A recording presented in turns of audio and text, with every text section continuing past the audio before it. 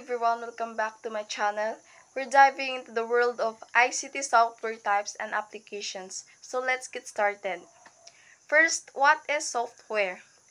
Software is a set of instructions that tells the computers what to do. It's important because it allows us to perform tasks and interact with our hardware.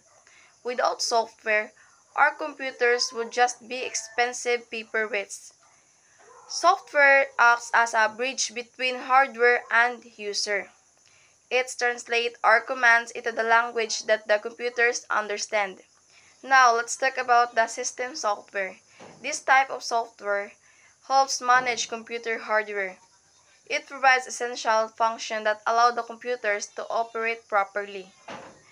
Think of it as the backbone of your computer system. Examples of system software including operating system like Windows. These manage resources like the CPU, memory, and storage. They ensure everything has smoothly and allows other software to work efficiently. Next is we have application software.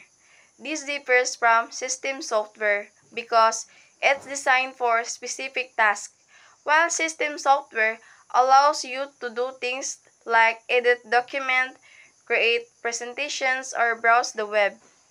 Some example of application software I use every day include Microsoft Word for writing, Google Chrome for browsing, and Adobe Photoshop for editing images. These tools help me in my daily tasks and make my work easier and more efficient. So, it plays a huge role in our studies and future careers. For example, learning different software applications can improve our skills and prepare us for the job market. It helps us stay organized, communicate effectively, and work more efficiently. And that's the ICT software types and applications. I hope you found this video helpful, and if you engage it, and please give it a thumbs up and subscribe for more content. Thank you for watching and see you next time.